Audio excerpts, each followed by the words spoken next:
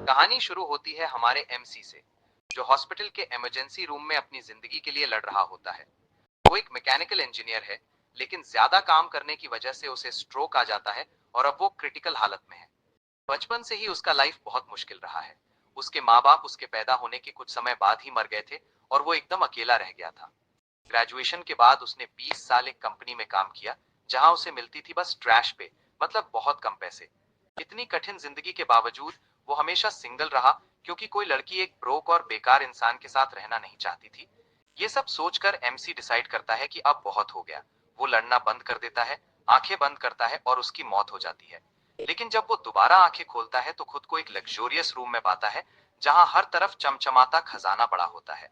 पहले उसे लगता है कि वो अभी भी हॉस्पिटल में है और डर जाता है, अब तो पूरी जिंदगी का बिल भरना पड़ेगा। तभी एक स्टेटस विंडो उसके सामने खुलती है, जिस पर लिखा होता है, welcome to the magical continent of Eldria. MC shock हो जाता है, समझ नहीं पाता कि क्या हो रहा है। जब वो मिरर देखता है तो समझ आता है कि उसका पूरा बॉडी बदल गया है। अब वो एक हैंडसम लड़का बन गया है, गोल्डन बालों के साथ। एक हफ्ते बाद उसे सब कुछ समझ आता है। हॉस्पिटल में मरने के बाद उसका रीइंकार्नेशन हो गया है और अब वो रायन एडगर नाम के लड़के के रूप में जी रहा है। रायन ग्रैंड ड्यूक एल्डेरियन एडगर का तीसरा बेटा है, एक भाई और एक बहन के साथ। वो समझता है कि एमसी इस घर का स्पॉइल्ड ब्रैट है, जिसे सब बहुत प्यार करते हैं, हर चीज दिलाते हैं, उसे कंफर्टेबल रखने के लिए सब कुछ करते हैं। अब एमसी को लगता है कि ये नया जीवन उसके पुराने दुखी जीवन का इलाज है। एल्ड्रिया एक ऐसी दुनिया है जहां सब कुछ मैजिक से चलता है।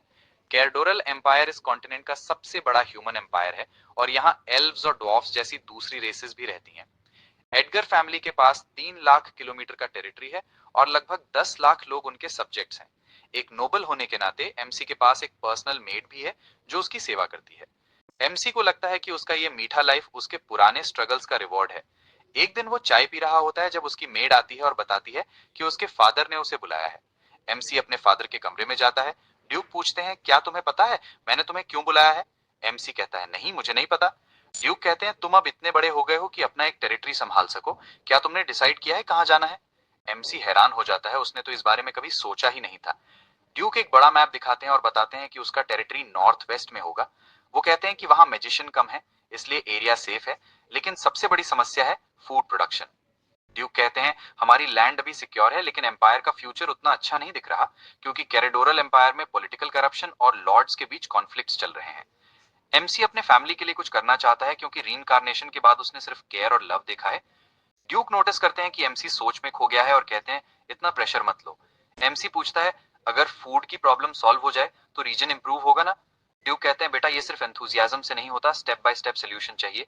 उन्हें लगता है एमसी अभी बच्चा है और दुनिया नहीं समझता, लेकिन एमसी कॉन्फिडेंट है।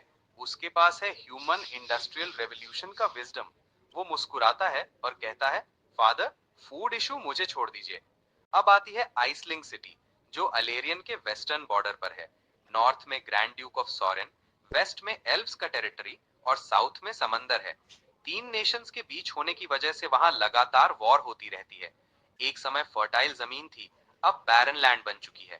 सिटी जाते समय एमसी सब पढ़ता है और समझता है कि इंडस्ट्रियल रेवोल्यूशन के लिए सबसे जरूरी चीज है लेबर फोर्स, और सिटी में यही नहीं है, तो उसे पॉपुलेशन बढ़ाने का तरीका ढूंढना पड़ेगा।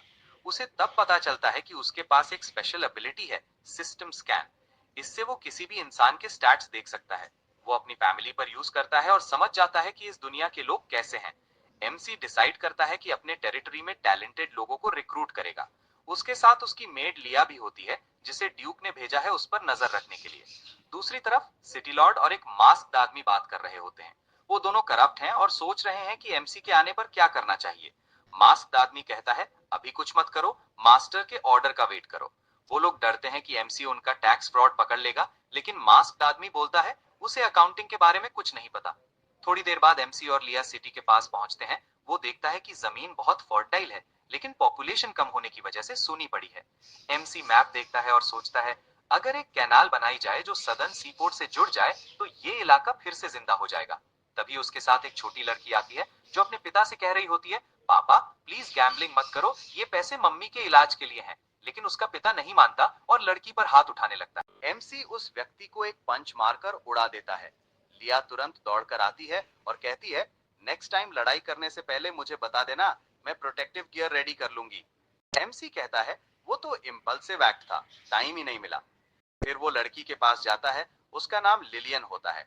एमसी सिस्टम से उसका स्टेटस चेक करता है और पता चलता है कि उसके पास एक स्पेशल फार्मिंग और हार्वेस्टिंग एट्रीब्यूट है। एमसी हैरान रह जाता है, सोचता है ये लड़की एग्रीकल्चर के लिए ब्लेसिंग है। वो डिसाइड करता है कि उसे अपने टेरिटरी में रिक्रूट करेगा। एमसी कहता है चलो मेरे कैरेज में बैठ जाओ, हम भी टाउन जा रहे हैं। लिलियन मना करती है, मैं गंदी हूँ, कैरेज खराब कर दूंगी। एमसी मुस्कुराता है और कहता है ये बस लकड़ी के तख्ते हैं, कोई खास चीज नहीं। और फिर वो पूछता है आखिर ये गैम्बलिंग डेंस चल कैसे रही हैं जब यहाँ के लोग गरीबी से तड़प रहे हैं। लिलिन बताती है कि पिछली फॉल में ग्रैंड ड्यूक ऑफ सॉरेन ने टाउन पर हमला किया था, जिससे कई सोल्जर्स मारे गए थे। लेकिन जैसे ही इतना काफी नहीं था, उसी के बाद स्प्रिंग में एक भयंकर फ्लड आया, जिसने पूरी जमीन और फसलें बर्बाद कर दी। इससे वहां के लोगों की जिंदगी बहुत मुश्किल हो गई और एक वक्त का खाना भी जुटाना भी नामुमकिन सा हो गया। ये सुनकर एमसी टाउन की तरफ निकल पड़ता है। वो सोचता है कि अगर वो एक सेंसस कराए तो उसे पता चल जाएगा कि टाउन में कितने प्रोडक्टिव लोग बचे हैं। लेकिन उसका पहला कदम है लॉर्ड्स एस्टेट जाना, ताकि वो जान सके कि उसके पास डेवलपमेंट के लिए कितना कैश अवेलेबल है। एमसी लिलिन से पूछता है कि क्या उसे लॉर्ड्स एस्टेट का रास्ता पता है। वो जवाब देने वाली होती है कि तभी दूर से एक हॉर्समैन दिखाई देता है। वो आदमी घोड़े पर सवार होकर सब पर चिल्ला रहा होता है, रास्ते से हटो, तुम सब पेजेंट्स हो। वो एमसी के बहुत करीब आ जाता है और लगभग उसे कुचल देता, लेकिन लिया तुरंत उसे धक्का देकर बचा लेती है। वो घोड़े वाला आदमी अपने रास्ते चला जाता है, जबकि लिया गुस्से से भरी होती है। एमसी जल्दी से कहता है लिया उसे जाने दो, क्योंकि वो पहले ही उसे अपनी बिग मेलन से दबा चुकी होती है। लिया थोड़ा पीछे हटती है और पूछती है एमसी तुम ठीक तो हो। एमसी मुस्कुरा कर कहता है हाँ तुम्हारी वजह से। फिर वो लिलिन से पूछता है कि वो आदमी कौन था। लिलिन बताती है कि वो एडविन फैमिली का यंग मास्टर है। वो ये भी बताती है कि शहर के सारे कसिनोज उसी के फैमिली के हैं। एमसी ये सुनकर मुस्कुराता है, क्योंकि पूरे शहर के कसिनोज अगर उसी फैमिली के हैं तो इसका मतलब है वो लोग बहुत अमीर हैं। एमसी के लिए ये राहत की बात होती है, क्योंकि वो सोच रहा था कि अपने डेवलपमेंट फंड्स कहां से लाएगा। एस्टेट जाने की बजाय एमसी कहता है लिलियन मुझे कसिनो ले चलो।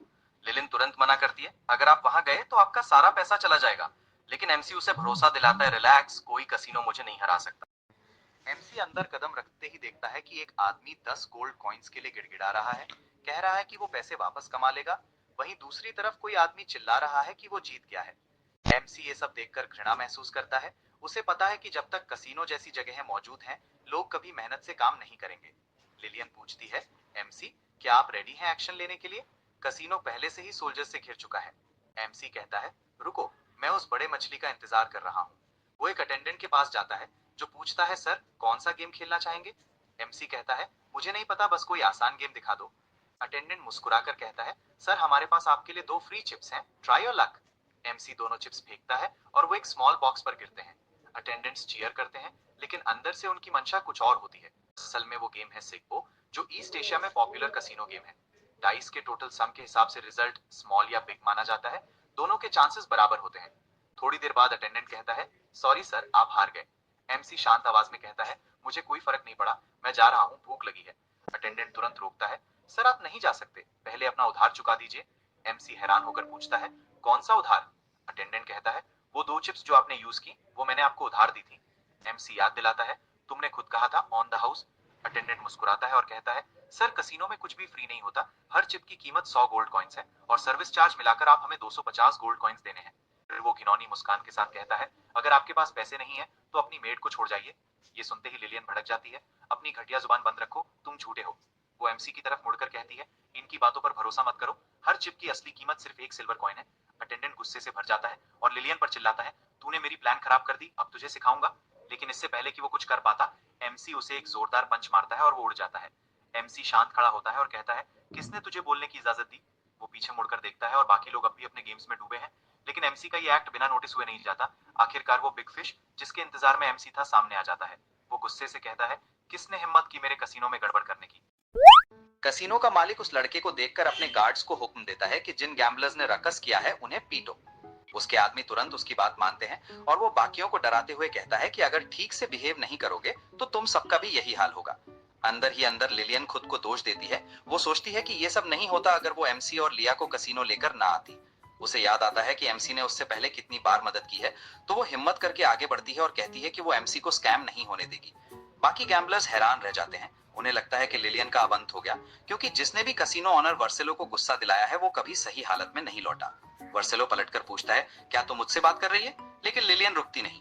वो कहती है कि इस वर्सेलो के कसिनो ने न जाने कितनी जिंदगियां बर्बाद कर दी हैं, और वो ये भी कहती है कि वो अपने नए मिले बिग ब्रदर को परेशान नहीं होने देगी, क्योंकि वो एक अच्छे इंसान है। गुस्से से भरा वर्सेलो लिलियन की तरफ बढ़ता है। लिलियन वहीं खड़ी रहती है जैसे मार खाने को तैयार हो, लेकिन ठीक उसी वक्त एमसी उसका हाथ पकड़ लेता है। एमसी उसकी स्टैट स्कैन करता है और पता चलता है कि ये आदमी अंदर से बेहद घटिया है। उसकी लॉयल्टी सिर्फ 5 और स्पेशल एट्रीब्यूट्स हैं ब्लड, लस्ट और ब्रुटैलिटी। वर्सेलो एमसी की ओर देखकर पूछता है, तुझे मेरे तरीके पसंद नहीं आते? एमसी कहता है, उल्टा, मैं तो इम्प्रेस हूँ, क्योंकि इस दुनिया में वही बचते हैं जो स्ट्रांग होते हैं। फिर एमसी कहता है कि जो जीतेगा वही लास्ट में हंसेगा। ये सुनकर वर्सेलो हंस पड़ता है। उसे यकीन नहीं होता कि एमसी उसे फाइट के लिए चैलेंज कर रहा है। एमसी घिनौने अंदाज में कहता है, तुझे जानने की जरूरत नहीं कि मैं कौन हूँ, बस एक बात जान ले। और जैसे ही वो ताली बजाता है, सोल्जर्स कसीनो में घुस आते हैं। एमसी खड़ा रहता है और उसके पीछे पूरी सोल्जर्स की लाइन लग जाती है। एमसी ठंडे अंदाज में कहता है, अभी तो लड़ाई मैं जीत रहा हूँ, तो हंसी भी मेरी होगी। उधर सिटी ऑफिशियल्स एमसी का इंतजार कर रहे होते हैं। ज्यादातर पहले से प्लान बना रहे होते हैं कि एमसी को अपने पक्ष में कैसे करें। यहाँ तक कि वर्सेलो का पिता एड्रियन भी सोच रहा होता है कि एमसी से अच्छे संबंध बना ले, लेकिन वो हैरान होता है कि उसका बेटा कहीं दिख नहीं रहा। थोड़ी देर बाद एमसी हॉल में पहुंचता है। ऑफिशियल्स उसके पास दौड़कर आते हैं, अपना परिचय देते हुए और गिफ्ट्स देते हुए। एमसी मुस्कुराकर कहता है कि चूंकि सब लोग आ गए हैं तो मीटिंग शुरू करें। वर्कर्स एक बड़ा बोर्ड लाते हैं जिसमें एक ड्राइंग बनी होती है। सभी ऑफिशियल्स कंफ्यूज हो जाते हैं। एमसी बताता है कि ये डैम का ब्लूप्रिंट है और उन्हें इसे सफल बनाना है। ऑफिशियल्स और उलझ जाते हैं क्योंकि उन्हें मालूम ही नहीं होता कि डैम क्या होता है। एक तो सोचता है कि शायद ये मछली पकड़ने के लिए है। एमसी उन्हें कहता है कि वो सब समझाएगा। वो लिया से मैप मंगवाता है और बताता है कि हर साल उत्तर वाली नदी से फ्लड आता है। अगर वहां डैम बनाया जाए तो बारिश के मौसम में फ्लड रोका जा सकता है और ड्रॉट में क्रॉप्स को पानी दिया जा सकता है। ऑफिशियल्स दंग रह जाते हैं। ये आइडिया प्रोडक्शन बढ़ा देगा। उन्हें समझ में आने लगता है कि एमसी कोई साधारण लड़का नहीं। एक ऑफिशियल पूछता है कि एमसी आखिर उनसे क्या चाहता है। एमसी साफ साफ बोलता है, मुझे पैसे चाहिए। ये सुनते ही ऑफिशियल्स उदास होकर सर झुका लेते हैं। हमारे पास पैसे नहीं है। पीछे खड़े एड्रियन को लगता है एमसी बच्चा है जिसे दुनिया की समझ नहीं। एमसी ऑफिशियल से कहता है कि गरीबी का नाटक मत करो, क्योंकि दोपहर में उसने एक कसीनो रेड किया है और वहां से लगभग 50,000 गोल्ड कॉइन्स उठाए हैं। और वो कहता है कि ये तो बस एक कसीनो था, बाकी अभी बचे हुए हैं। ये सुनकर ऑफिशियल्स चौंक जाते हैं। उन्हें चिंता होती है कि अब उन्हें इस महीने कसीनो का प्रॉफिट नहीं मिलेगा। सब जानते हैं कि शहर के सारे कसीनोज एड्रियन चलाता है। ऑफिशियल सोचते हैं कि एमसी अब बड़ी मुसीबत में पड़ने वाला है। एड्रियन भी गुस्से में आ जाता है। वो एमसी के पास आता है और कहता है कि कसीनो रेड करना कानून के खिलाफ है। बाकी ऑफिशियल्स भी उसका साथ देते हैं और कहते हैं कि कसीनोज लीगल बिजनेस है। एड्रियन सोचता है कि एमसी एक मूर्ख है जिसे लोगों को कंट्रोल करना नहीं आता।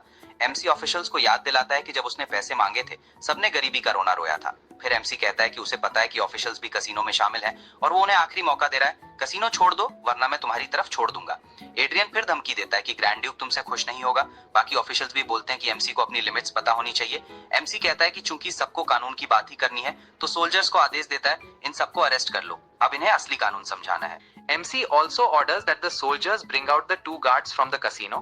दोनों गार्ड्स पहले से ही बांधे हुए लाए जाते हैं। ये देखकर एड्रियन हैरान हो जाता है क्योंकि ये दोनों हमेशा वर्सेलो के साथ रहते थे। इससे साफ पता चलता है कि कुछ बहुत गलत हुआ है। MC एड्रियन से पूछता है कि क्या वो इन दोनों को जानता है। एड्रियन कहता है कि वो नहीं जानता और MC से पूछता है कि वो क्यों पूछ रहा है। MC शांत होकर बताता है कि चिंता मत करो, बस इसलिए पूछ रहा हूँ क्योंकि आज दोपहर इन्हीं दोनों ने मेरी असैसिनेशन की कोशिश की थी। MC ये भी बताता है कि दोनों ने दावा किया कि शहर का कोई बड़ा इंसान इन्हें सपोर्ट कर रहा है। MC सोल्जर्स को बोलता है कि दोनों को छोड़ दो ताकि देखा जा सके कि कमरे में कोई इन्हें पहचानता है या नहीं। ऑफिशियल्स पहले से पैनिक में हैं क्योंकि ये दोनों वर्सेलो के फॉलोअर्स हैं और अगर ये बोल पड़े तो पूरा मामला एड्रियन पर आ जाएगा। एड्रियन भी ये समझ जाता है और तुरंत एक नाइफ निकालकर दोनों को वहीं पर ब्रूटली मार देता है, ये दिखाते हुए कि जैसे उन्होंने ड्यूक के बेटे पर हमला किया हो। किसी के समझने से पहले ही वो दोनों को काट डालता है।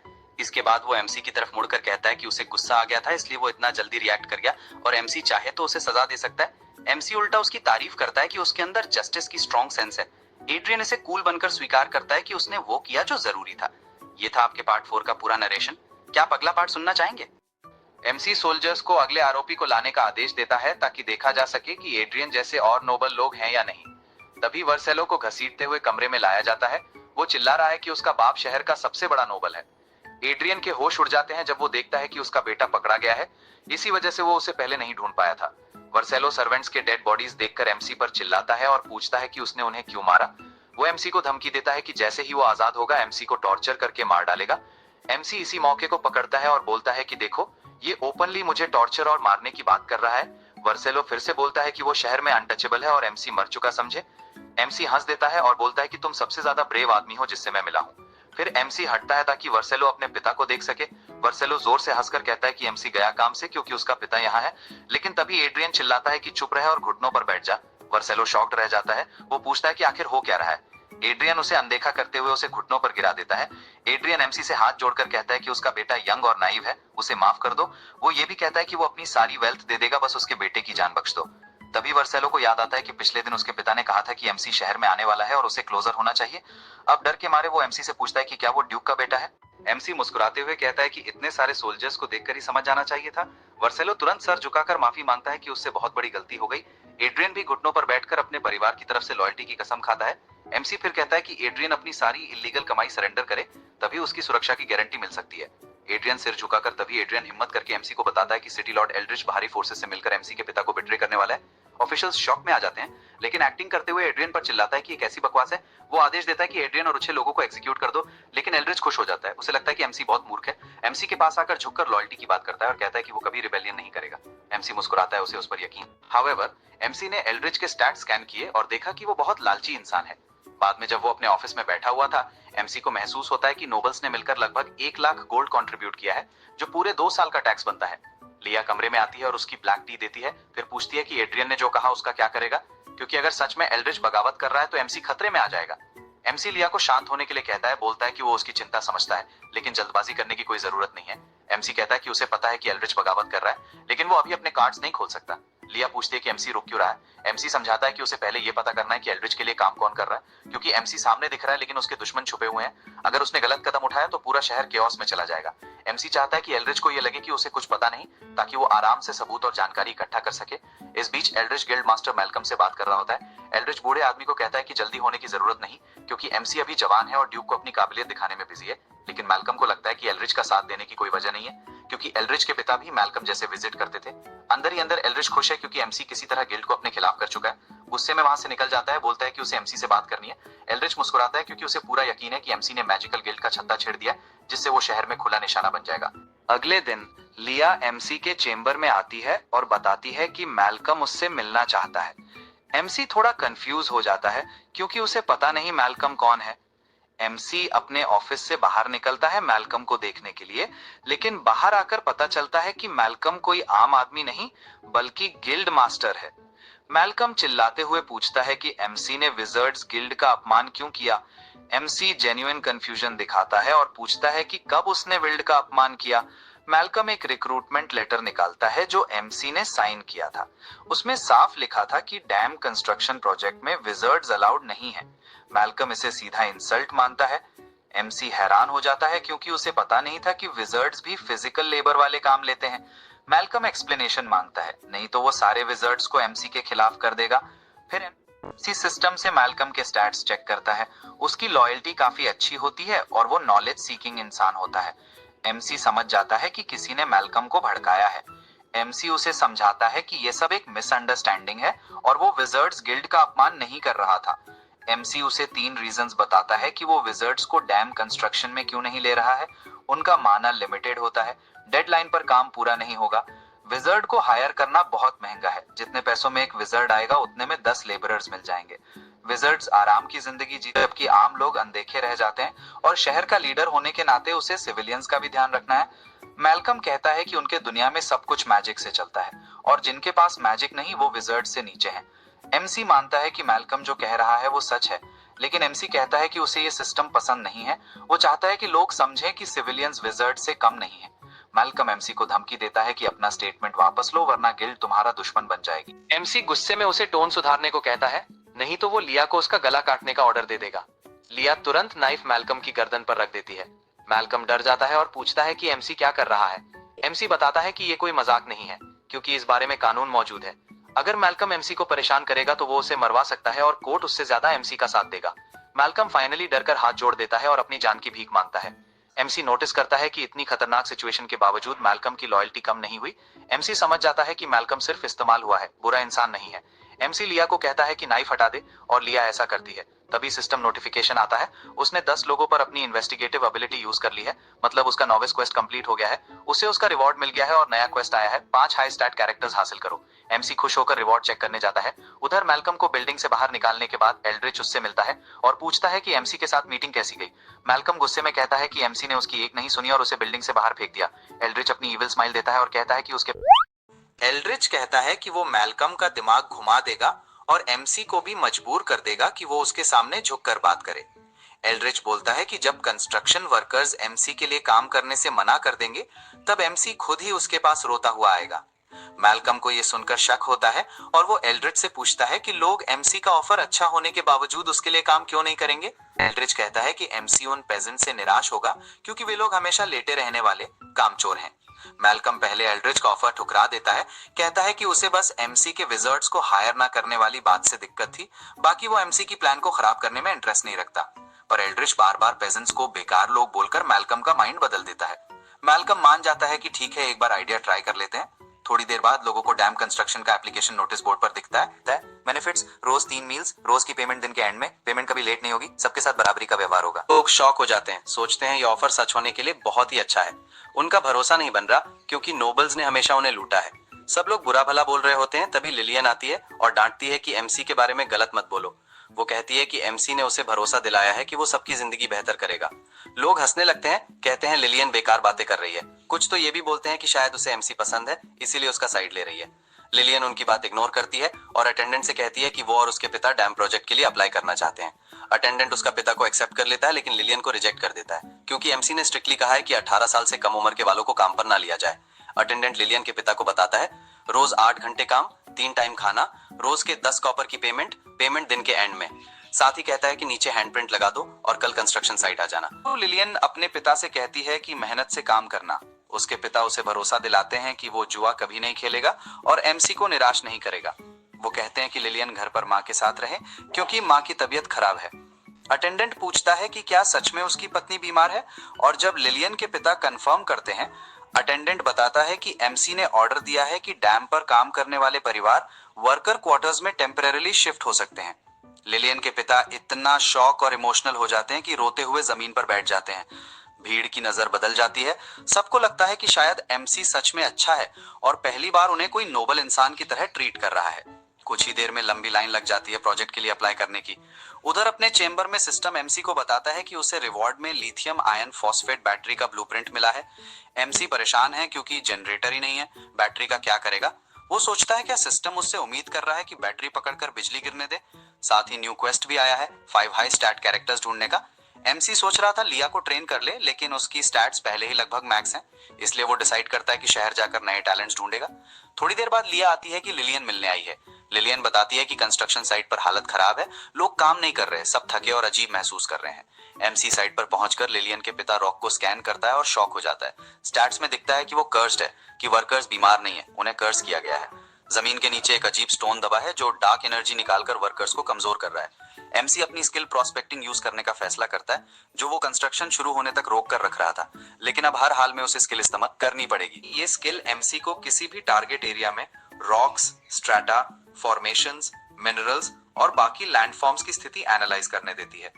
फिर एमसी सिस्टम को आदेश देता है कि एरिया का जियोलॉजिकल कंडीशन एनालाइज करो। सिस्टम आदेश लेता है और बताता है कि वो 10 किलोमीटर रेडियस तक जियोलॉजिकल कंडीशन चेक कर रहा है। एमसी डिसअपॉइंटेड हो जाता है क्योंकि एरिया में ना पेट्रोलियम है और ना मेटल्स, लेकिन उसे एरिया में कुछ अजीब सा लोकेट होता है। रॉक को उस जगह की तरफ इशारा करता है जहां उसे खोदना है। रॉक आदेश मानता है और कहता है कि वो थका हुआ है लेकिन फिर भी खोद सकता है।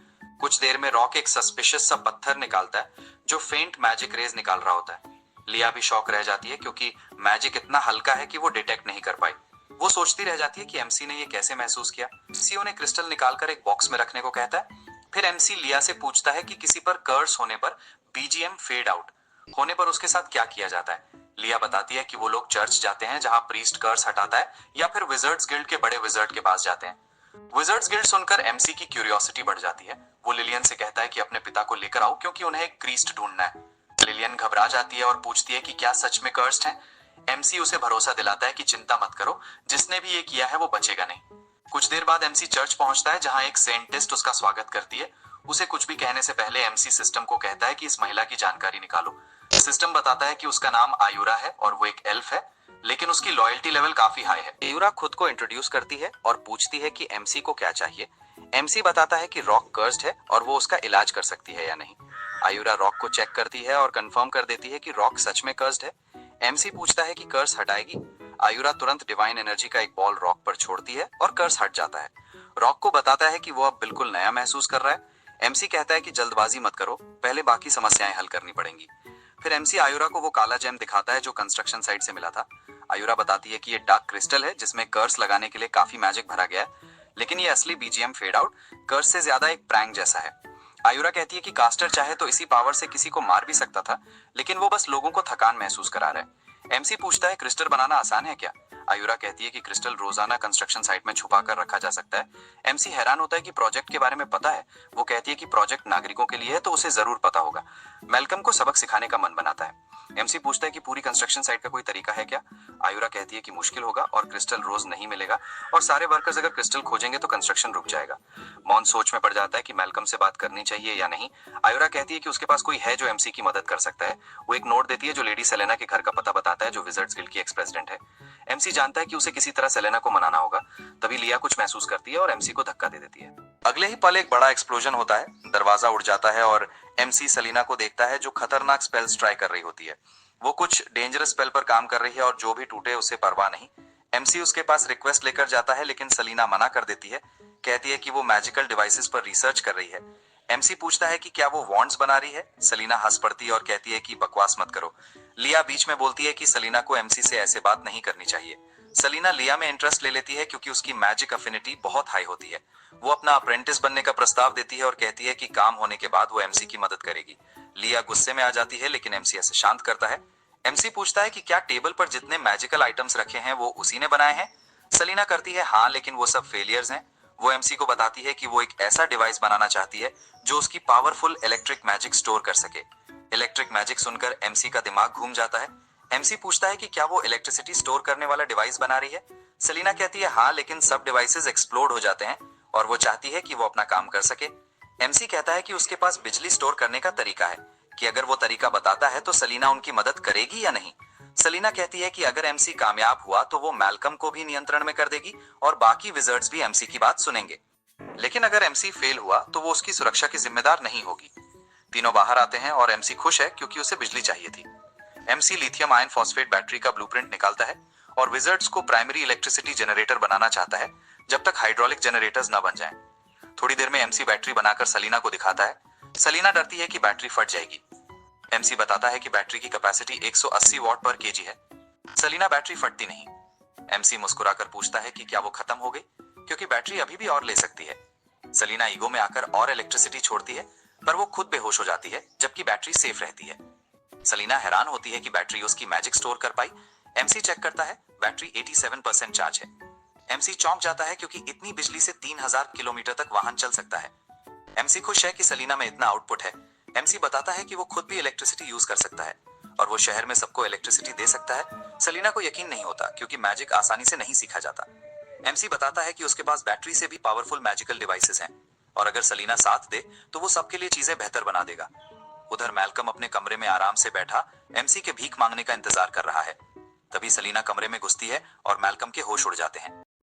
सेलिना मैल्कम को साफ साफ बता देती है कि उसने अपनी हद पार कर दी है, एमसी के खिलाफ जाकर कोई मूव करके। मैल्कम एक्ट करता है जैसे उसने कुछ किया ही नहीं और सेलिना को बोलता है कि वो ऐसी हरकत कभी नहीं करेगा, लेकिन सेलिना मजाक के मूड में नहीं है। वो उसका सीना पकड़ लेती है और बोलती है कि सच सच बता, उसने एमसी के कंस्ट्रक्शन साइट पर क्या किया है। सेलिना का गुस्सा मैल्कम झेलना नहीं चाहता, इसलिए वो तुरंत टूट जाता है। वो कन्फेस करता है कि उसने एसोसिएशन के सभी मेजेस को इकट्ठा किया और उन्हें बोला कि एमसी ने उनकी बेइज्जती की है। फिर उसने सबको मजबूर किया कि वो ऐसे क्रिस्टल्स बनाएं जो कर्स कास्ट कर सके और टेलीपोर्टेशन मैजिक से उन क्रिस्टल्स को कंस्ट्रक्शन साइट के नीचे डालाएं। यही कारण था कि वर्कर्स हमेशा थक जाते थे और एमसी को लगता था कि वो लोग आलसी या बेकार हैं। मैल्कम की सोच थी कि एमसी खुद उसके पास आएगा, माफी मांगेगा और फिर दोनों मिलकर काम करेंगे। कन्फेस करने के बाद मैल्कम कहता है कि उसकी बस यही इंटेंशन थी। सेलिना उसकी बेवकूफी पर उसकी क्लास लगा देती है और बोलती है कि कोई उसे इस्तेमाल कर रहा है। मैल्कम शॉक्ड हो जाता है। सेलिना उसे ऑर्डर देती है कि सारे मेजर्स को वापस बुला ले। फिर सेलिना एमसी से कांटेक्ट करती है और बोलती है कि मेज एसोसिएशन वाला इशू सॉल्व हो गया है। एमसी उसे थैंक्स कहता है। इसके बाद सेलिना पूछती है कि क्या उसे एल्ड्रिच को भी संभालना चाहिए, क्योंकि चाहे तो उसे पृथ्वी से गायब कर सकती है। लेकिन एमसी मना कर देता है, कहता है कि उसे जिंदा रहने दो क्योंकि उसी के थ्रू वो असली मास्टरमाइंड को पकड़ना चाहता है। सेलिना मान जाती है और मुस्कुराते हुए बोलती है कि जब भी एमसी तैयार हो वो उस बड़े प्रोजेक्ट पर साथ में काम करेंगे। एमसी उसे बोलता है कि मेज को बैटरीज चार्ज करने बोल दे। इधर एल्ड्रिच एक मास्क डूड से मिलता है और बताता है कि एमसी ने मेज एसोसिएशन को अपने कंट्रोल में ले लिया है। मास्क डूड कहता है कि टेंशन की जरूरत नहीं, बस सेलिना जैसी पावर ही उनके लिए थ्रेट है। फिर वो एल्ड्रिच को बोलता है कि फोकस अनोइंग डैम प्रोजेक्ट पे रखो। अगर डैम प्रोजेक्ट काम कर गया तो सिटी रिवाइव हो जाएगी और वो ये नहीं चाहते। एल्ड्रिच बताता है कि उसने पहले ही ग्रेन सप्लाई संभालने वाले नोबल्स को बोल दिया है कि प्राइसेस बढ़ा दो। मास्क डूड पूछता है क्या वो नोबल्स सच में साथ देंगे। एल्ड्रिच एक्सप्लेन करता है कि भले वो लॉयल नहीं हो लेकिन प्रॉफिट के लॉयल जरूर है। उसे पूरा यकीन है कि एमसी के पास डैम प्रोजेक्ट पूरा करने के लिए पैसे नहीं है। मार्केट में लिलियन सेलर्स से लड़ रही होती है क्योंकि ग्रेन्स की कीमत एक दिन में 1 गोल्ड से 2 गोल्ड कर दी गई थी। सेलर एटीट्यूड दिखाता है, नहीं लेना है तो मत लो। लिलियन को एमसी से किया हुआ प्रॉमिस याद आता है चीपेस्ट ग्रेन लाने का। वो सेलर्स को वार्न करती है कि एमसी एक्शन लेगा, पर सेलर्स कहते हैं कि उन्हें कोई डर नहीं, ये उनके लिए गोल्डन अपॉर्चुनिटी है। सेलर उसे जमीन पर धक्का भी दे देता है। उधर आयुरा को ये बात पता चलती है और वो गुस्से में भर जाती है। वो बताती है कि उनके पास इतने ग्रेन्स नहीं है कि उनकी लोग विंटर सरवाइव कर सके। वो अपनी सिस्टर को ब्राइब के लिए पैसा देती है, अनयूजुअली ज्यादा पैसा। लेकिन तभी लिया अचानक आकर वो पाउच छीन लेती है और उसी पल एमसी भी वहां पहुंच जाता है। लिया वो पाउच एमसी को दे देती है। एमसी ऑरोरा से पूछता है कि क्या वो उसके साथ कोई डील करने को तैयार है। ऑरोरा पूछती है कौन सा बिजनेस। एमसी उसे शांत होने को बोलता है और उसे एल्फ कहकर बुलाता है। ऑरोरा प्रिटेंड करती है कि उसे समझ नहीं आया क्योंकि ह्यूमन कैपिटल में एल्फ्स अलाउड नहीं होते। एमसी सीधा बोलता है कि वो सब जानता है। ऑरोरा पूछती है क्या चाहिए। एमसी जवाब देता है फूड सप्लाईज। ऑरोरा को लगता है कि एमसी पावरलेस है। वो समझाती है कि सिटी के फूड प्राइसेस 4 बड़े नोबल फैमिलीज डिसाइड करते हैं। वॉर और डिजास्टर्स ने पूरे साल फूड स्कैर्स किया है और एल्फ्स सरवाइव नहीं कर पाएंगे। एमसी प्रॉमिस करता है कि ग्रेन्स पहले से भी सस्ते हो जाएंगे। दूसरी तरफ चारों नोबल फैमिलीज मीटिंग कर रही होती हैं, अपनी कमाई सेलिब्रेट कर रही होती है। तभी बटलर आकर बताता है कि एमसी ने उन्हें बैंक्वेट में बुलाया है। सब डर जाते हैं। ऑगस्टस उन्हें काम करता है, बोलता है प्राइस बढ़ाना कानूनन अलाउड है और एमसी कुछ नहीं कर सकता। वो लोग गरीब जैसे कपड़े पहनकर बैंक्वेट पहुंच जाते हैं। एमसी उन्हें देखकर अंदर ही अंदर हंसता है। वो पूछता है इतने गंदे क्यों दिख रहे हो जबकि सिटी की ग्रेन सप्लाई तुम कंट्रोल करते हो। नोबल्स एक्टिंग करते हुए बोलते हैं कि वो डैम प्रोजेक्ट सपोर्ट कर रहे हैं और ग्रेन्स लोएस्ट प्राइस पर बेच रहे हैं। एमसी स्माइल करता है, फिर बताता है कि उसे ग्रेन बिजनेस पर बात करनी है। ऑगस्टस बोलता है एमसी के पास पैसे कम है और वो पहले ही लॉस में है। लेकिन एमसी बड़ा ट्विस्ट देता है, प्राइस कम नहीं बढ़ाकर 4 गोल्ड पर सैक करना है और प्रॉफिट का 30% कमीशन उसे चाहिए। नोबल शॉक लेकिन खुश। उन्हें लगता है एमसी भी ग्रीडी है। घर लौटकर वो सोचते हैं कि किसी को ना बताकर सारा ग्रेन बाजार से स्वीप कर लेंगे और बड़ा प्रॉफिट कमाएंगे। नेक्स्ट डे ऑरोरा गुस्से में एनसी के ऑफिस आती है, बोलती है कि वो करप्ट मर्चेंट्स का साथ दे रहा है। एनसी कामली बताता है प्राइस ज्यादा देर तक हाई नहीं रहेगा, आधे महीने में ग्रेन मार्केट कोलैप्स हो जाएगी। ऑरोरा को लगता है कि एनसी इनएक्सपीरियंस्ड है, बकवास कर रहा है। एमसी समझाता है 2 गोल्ड हो या 4 गोल्ड लोग अफोर्ड नहीं कर सकते, पर 4 गोल्ड से एक फायदा है, मर्चेंट्स खुद बर्बाद हो जाएंगे। एनसी का रियल एम मर्चेंट्स को खत्म करना था, प्राइसेस कम करवाना नहीं। 7 दिन बाद प्राइस सीधा 7 गोल्ड पहुंच जाता है। ऑरोरा फिर कंप्लेन करने आती है। एमसी लिया से दिनों की गिनती पूछता है, 7 दिन हो चुके। एमसी मुस्कुराता है, अब मर्चेंट्स खत्म। ऑरोरा एक्सप्लेनेशन मांगती है। एमसी शांत होकर बोलता है नोबल्स को शक ना हो इसलिए उसने स्ट्रेटेजी नहीं बताई। फिर पूछता है इस समय सिटी में सबसे बड़ी कमी क्या है। ऑरोरा जवाब नहीं दे पाती। एनसी कहता है सिंपल, इस सिटी में एक भी ऐसा मर्चेंट नहीं बचा जो ग्रेन बेच रहा हो। एनसी समझाता है कि ग्रीड इंसान का सबसे आसान ट्रेट है जिसे कंट्रोल किया जा सकता है। वो एग्जाम्पल देता है उन मर्चेंट्स का जो शहर में तब घुस आए जब जब उन्होंने सुना कि ग्रेन की कीमत बढ़कर 4 गोल्ड कॉइन्स पर सैक हो गई है। एमसी को पता है कि शहर की 4 नोबल फैमिलीज अभी और ज्यादा ग्रेन खरीदेंगी, जिससे और भी ज्यादा मर्चेंट्स शहर में आते रहेंगे। इस पॉइंट पर आइसलैंडिंग सिटी पूरे एम्पायर में सबसे ज्यादा ग्रेन स्टॉक वाला शहर बन चुका है। एमसी कहता है, जब सामने 10,000% प्रॉफिट दिखता है, इंसान की अक्ल बंद हो जाती है। बस 2 शब्द बचते हैं, गेट रिच। एमसी सेंट्स को भरोसा दिलाता है कि आज के दिन के बाद शहर की 4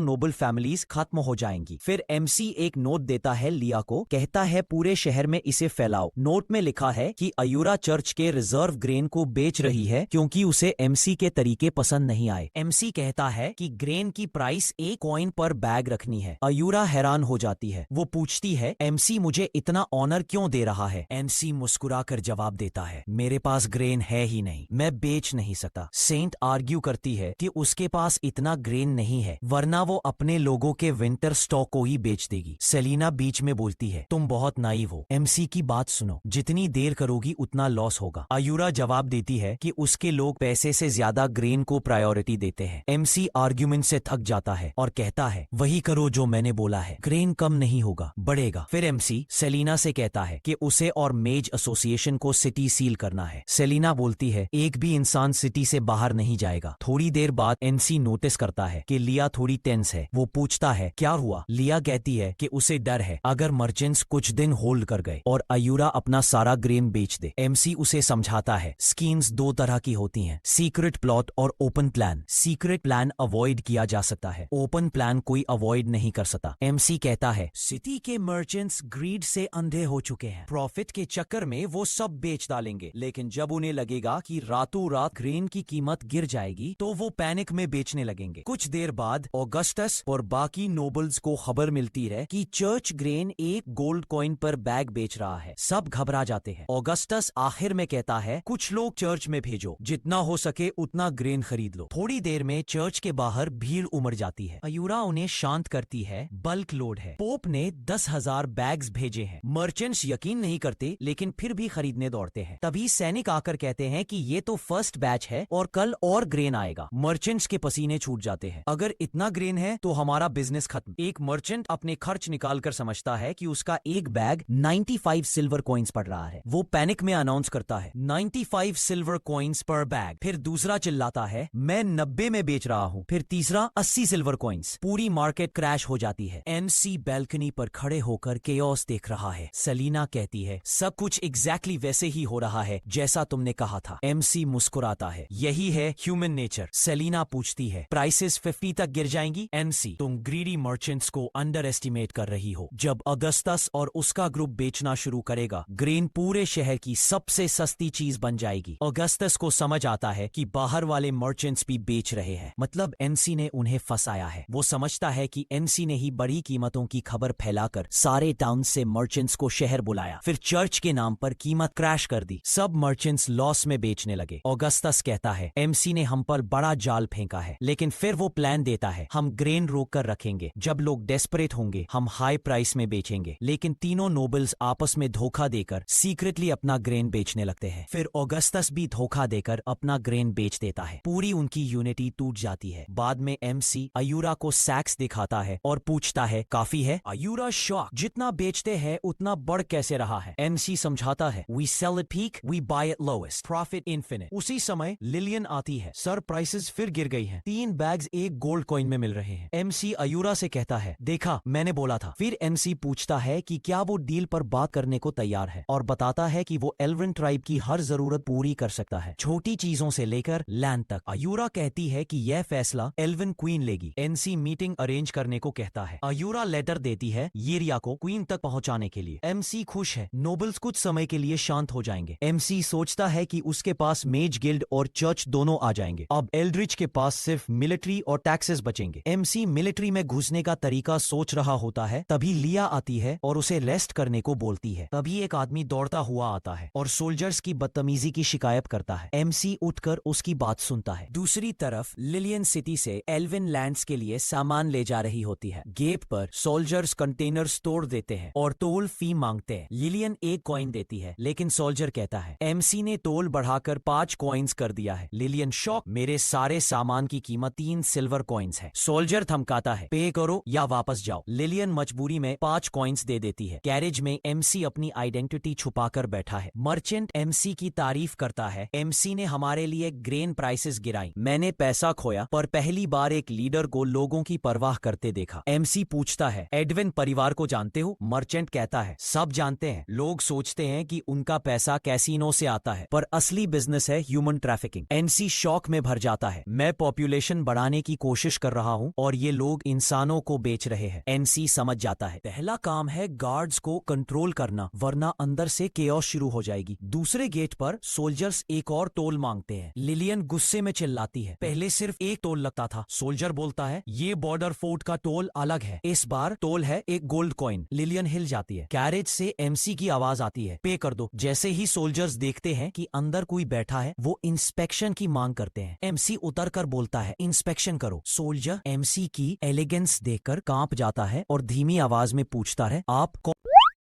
आखिर में पता चलता है कि सोल्जर्स एमसी को नहीं पहचानते, बल्कि उसके साथ मौजूद मर्चेंट को पहचानते हैं। वे उसे ट्रिस्ट कहते हैं। ट्रिस्ट सोल्जर्स को देखकर खुश नहीं होता, और इसकी वजह भी है। उसे अच्छे से पता है कि ये सोल्जर्स असल में पास की पहाड़ियों के बांडिट्स थे। बाद में उन्होंने एडविन फैमिली के साथ हाथ मिला लिया था और इंसानों की ट्रैफिकिंग का काम करते थे। आज ट्रिस्ट जिस पोजीशन पर, एक सोल्जर गुस्से में कहता है कि पिछली बार जब ट्रिस्ट शहर से बाहर गया था तो उसने पूरा तारीफ नहीं दिया था और इसी वजह से उसे डांट पड़ी थी। बिना कुछ सोचे समझे वह ट्रिस्ट को थप्पड़ मार देता है और कहता है कि उसे अपने पुराने मिस्टेक की भरपाई करनी होगी, वरना वह उसे जाने नहीं देगा।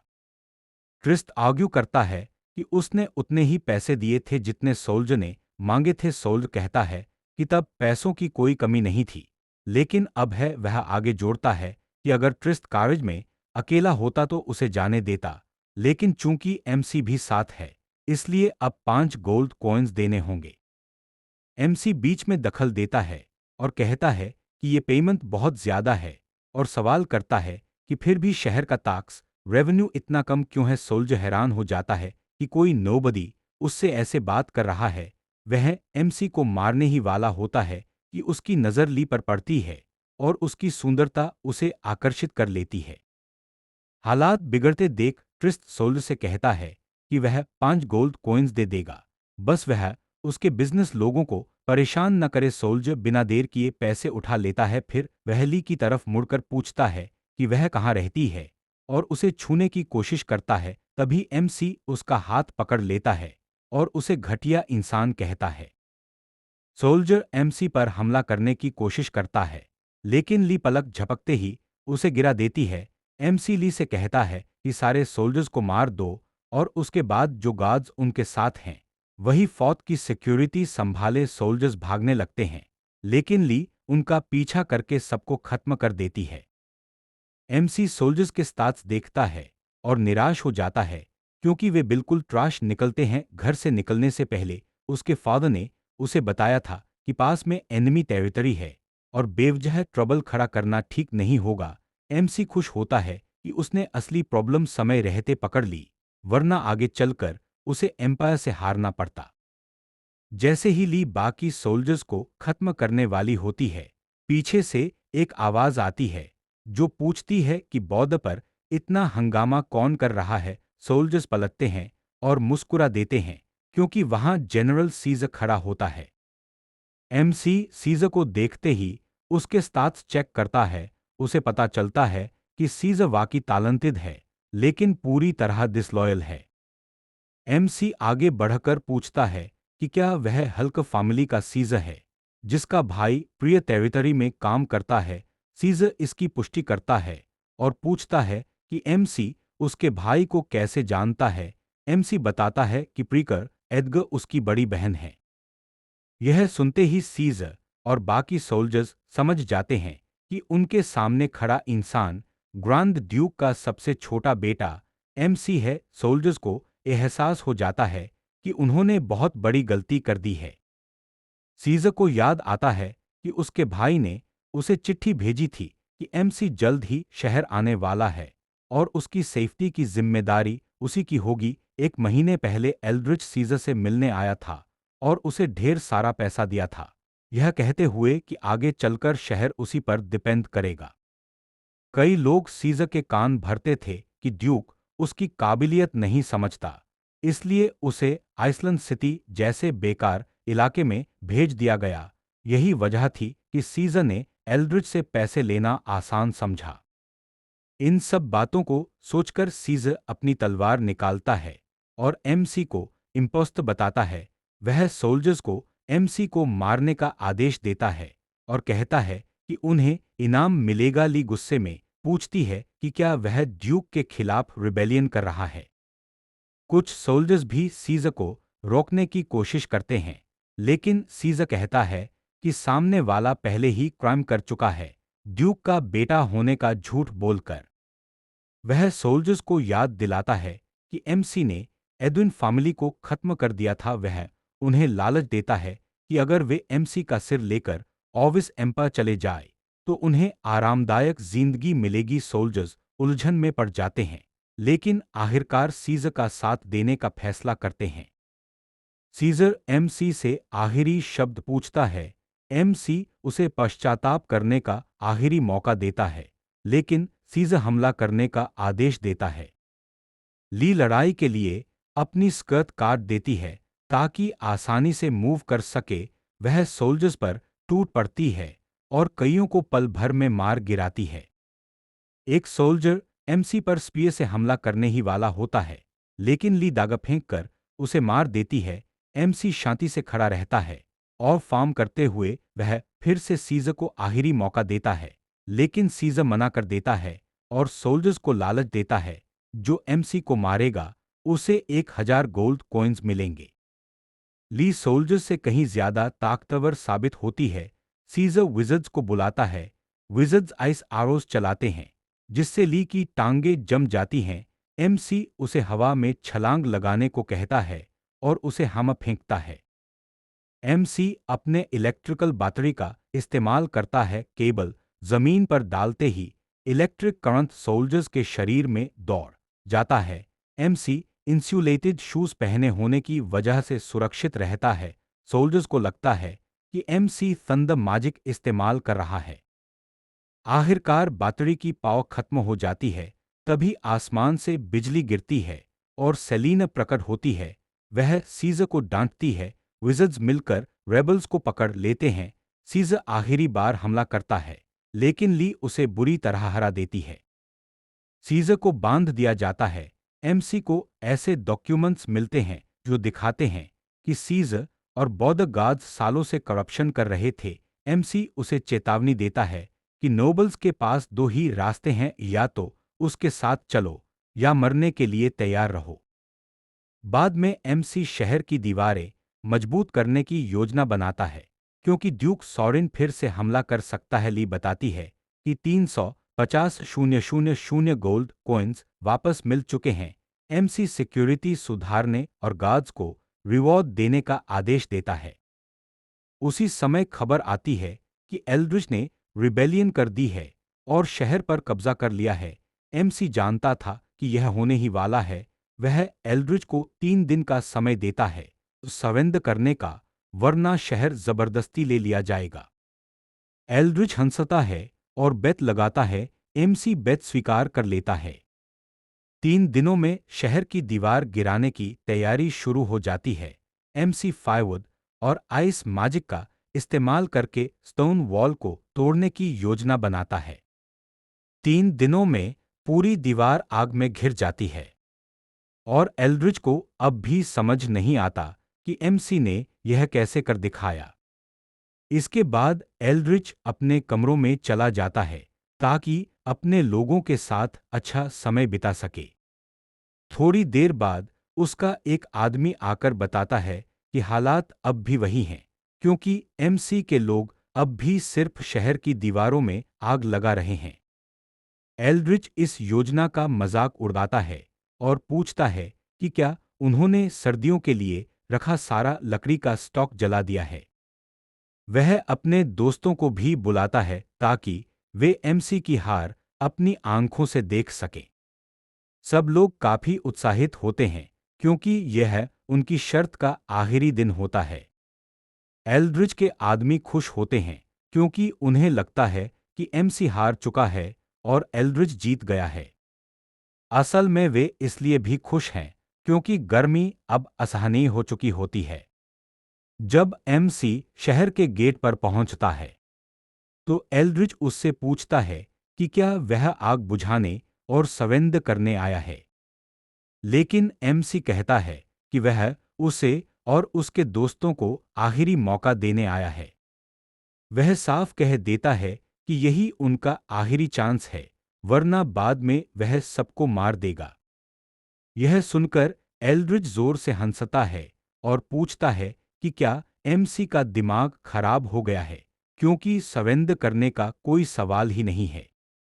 वह उसे याद दिलाता है कि कुछ दिन पहले उन्होंने जो बेट लगाई थी, क्या वह उसे भूल गया है। एल्ड्रिच फिर से हंसता है और कहता है कि क्या एमसी अपने ही शब्दों से पीछे हट रहा है, जबकि उसके सोल्जर्स और लॉयलिस्ट्स पहले ही तबाही का रास्ता चुन चुके हैं। एमसी बस इतना कहता है कि जो होने वाला है उसके लिए उसे दोष न दिया जाए। इसके बाद एमसी सेलिना को इशारा करता है। सेलिना एक जबरदस्त थंडरबोल्ट समन करती है।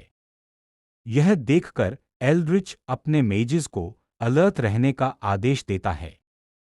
सेलिना बिजली का हमला करती है, लेकिन मेजेस तुरंत एक बावय खड़ा कर लेते हैं। जब लाइटनिंग से कुछ नहीं होता तो वे हंसने लगते हैं और कहते हैं, सेलिना ने हमला किया और चूक गई। अचानक बारिश शुरू हो जाती है, जिससे एल्ड्रिच और उसके लोग पूरी तरह कंफ्यूज्ड हो जाते हैं। उसी वक्त एमसी अपने सैनिकों को दीवार की तरफ बढ़ने का आदेश देता है। सभी सैनिकों के हाथों में ठंडे पानी से भरे बर्तन होते हैं। इतनी ज्यादा एनर्जी इस्तेमाल करने के बाद सेलिना को चक्कर आने लगता है और एमसी उसका धन्यवाद करता है। एमसी यह देखकर इम्प्रेस्ड होता है कि सेलिना के पास मौसम बदलने की ताकत है। वह सोचता है कि भविष्य में यह ड्राउट जैसी समस्याएं हल करने में काम आ सकती है। सेलिना पूछती है कि क्या उसकी योजना सच में काम करेगी। एमसी भरोसे के साथ कहता है कि जैसे ही ठंडा पानी दीवार पर पड़ेगा, दीवार गिर जाएगी। सैनिक दीवार पर पानी डालना शुरू करते हैं और अचानक दीवार से चरमराने की आवाज आने लगती है। एल्ड्रिच हैरान हो जाता है कि दीवार ऐसी आवाज क्यों कर रही है। बाकी नोबल्स भी घबरा जाते हैं और सवाल करने लगते हैं। एल्ड्रिच अपनी आंखों पर यकीन नहीं कर पाता, क्योंकि शहर की दीवारें सच में टूटने लगती हैं। कुछ ही पलों में पूरी दीवार ढह जाती है। एमसी अपने सैनिकों को अंदर घुसने का आदेश देता है, लेकिन साफ कह देता है कि जो संवेद करे उसे नुकसान न पहुंचाया जाए। हाँ, जो विरोध करेगा उसके लिए यह नियम लागू नहीं होगा। सैनिक तेजी से अंदर घुसते हैं और यह सब देखकर सेलिना हैरान रह जाती है। उसे यकीन नहीं होता कि दीवार सच में गिर गई। वह सोचने लगती है कि एमसी ने यह सब कैसे किया। एमसी सेलिना से कहता है कि अब घर लौटने का समय हो गया है। उधर एल्ड्रिच को एहसास हो जाता है कि उसने एमसी को कम आंक कर बहुत बड़ी गलती कर दी है। वह भागने का सोचता है और मानता है कि अब उसकी आखिरी उम्मीद ऑबस एम्पायर की सेना है। लेकिन इससे पहले कि वह भाग सके, उसके नोबल दोस्त उसे घेर लेते हैं और कहते हैं कि वे उसे भागने नहीं देंगे, क्योंकि वे अभी मरने के लिए तैयार नहीं हैं।